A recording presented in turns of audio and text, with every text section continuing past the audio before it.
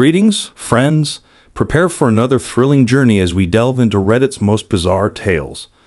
We're plunging deep into the quirkiest corners of the web. Grab your popcorn and join us on this adventure. Remember to hit subscribe and like. Let's begin. It had been nearly a week since my life had been turned upside down. I can still remember the exact moment I confronted my wife about her affair. A year of betrayal, and it had all unraveled in a matter of minutes. But instead of staying to face the consequences, to deal with the situation like an adult, she simply left. She walked out of the house, leaving me and our kids in a state of shock. We couldn't reach her for over 48 hours, and the impact on my children was devastating. Seeing them go through that was gut-wrenching. The uncertainty, the fear that she might never come back, it broke my heart. I kept trying to reach her, to at least get an explanation, but it was as if she had vanished. When she finally came home that Monday, she was almost unrecognizable, distressed, broken, apologetic. It was a complete 180 from the person who had left just days before. She told me she spent the weekend ending things with the other man, the AP affair partner. I could see she was emotionally overwhelmed, almost manic. She apologized repeatedly, saying all the things she probably thought I wanted to hear, telling me that we could fix things, that we could rebuild. It felt like a dream, but not the good kind. More like a nightmare where nothing makes sense. I didn't know what to feel. For years, I had dealt with anxiety and depression, and she had always been my rock, the one I could lean on. Now, she was the one who had ripped the foundation of our family apart, and yet there I was, wanting her to comfort me, wanting her to care like she used to.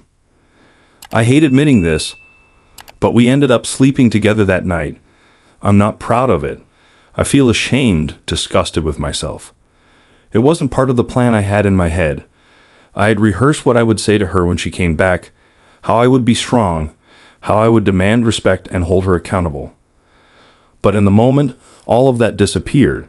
I was just so desperate to feel like she still cared. I was weak, and I fell for her manipulation. Afterwards, I felt hollow. The promises she had made in that emotional frenzy felt meaningless. I had wanted to believe that we could fix things, but I knew deep down that it was too late. The trust was shattered, and no amount of apologies or promises could change that. So the next morning, I told her I wanted a divorce. I told her that I didn't see a way forward for us anymore. The conversation spiraled from there. I also told her that I had informed our daughters about her affair, something I hadn't planned on doing, but the situation had left me no choice.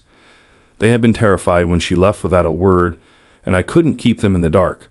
I explained to them, as gently as I could, why their mother had been distant, why things were so tense between us. But when I told my wife this, she exploded. She accused me of being manipulative, of turning the kids against her. She called me an asshole for involving them in something that, in her words, should have stayed between us. I tried to explain that I wasn't trying to manipulate anyone, that I was just trying to be honest with our children in a way that they could understand. But she wouldn't listen. The argument got ugly. I called her a few names I regret. But at that moment, the anger and frustration were too much. I reminded her that she had left us, had ignored every text, every call. She hadn't even cared enough to let her own kids know that she was safe or when she would be coming back. I don't know what hurt more, her leaving in the first place, or the way she seemed so detached from the pain she had caused.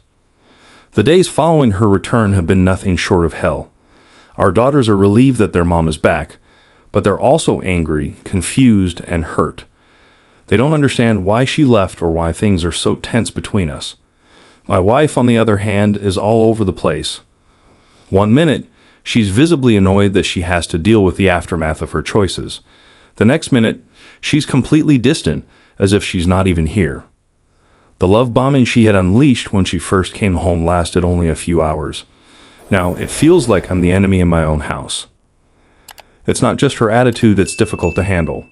She refuses to move out, despite the fact that I bought this house long before we ever met. Legally, I can't force her to leave, and I wouldn't want to make her homeless. She's the mother of my children, after all, and I wouldn't put them in that situation. But the tension in the house is suffocating. I can't breathe when I'm home. Every room feels like a battlefield, and there's no escaping it. She's completely resistant to getting help.